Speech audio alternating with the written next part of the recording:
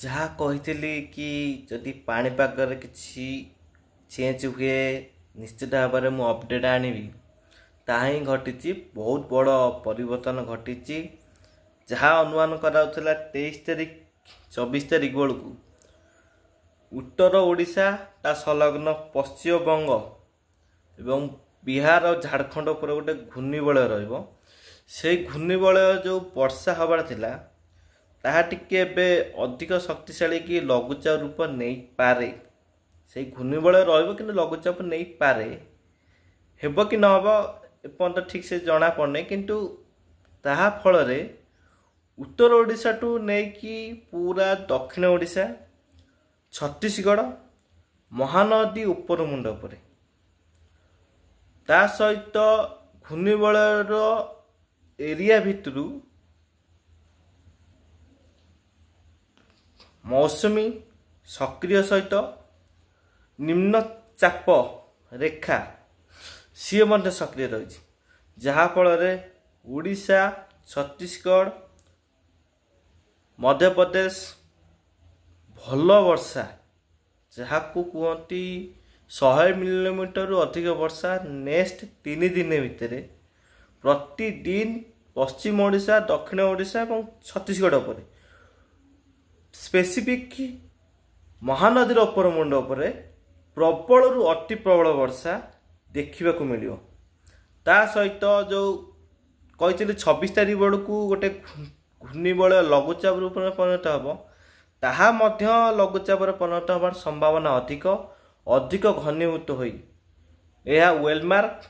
Depression रूप नवा बा अवपात रूप नवार संभावना देखा ए परिस्थिति जदि अधिक वर्षा 26 तारिख बेलू से लघुचाप अवपात रूप निए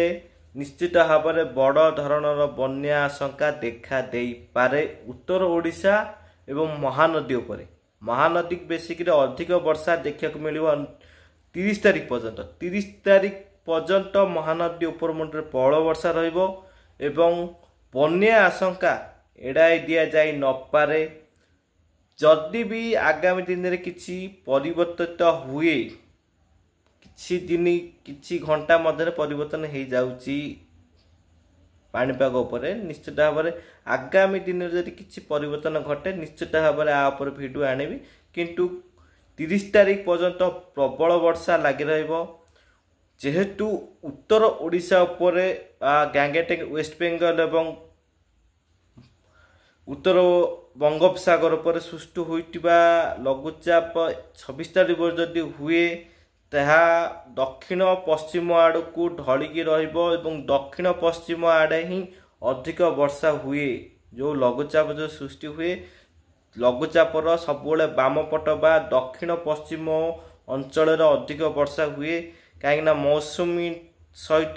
जलीय बाष्प एवं बादल सबू जगह टाणी हो कि दक्षिण पश्चिम ही आसे जो सर्कुलेशन बुले से ही अधिक वर्षा ओडिशा दक्षिण ओडिशा पश्चिम ओडिशा एवं छत्तीसगढ़ पर ही रोची जहाँ फल कि बड़ वर्षा आशंका करा जाउची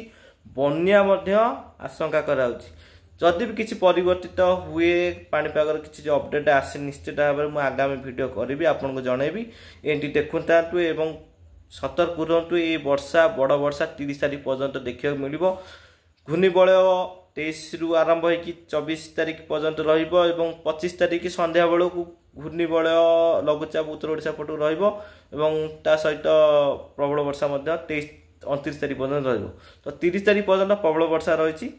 देखिक रुहतु सतर्क रुहतु उत्तर ओडिशा एवं महानदी पर बन्या आशंका एड़ा दि जाए न पारे सतर्क रुहतु।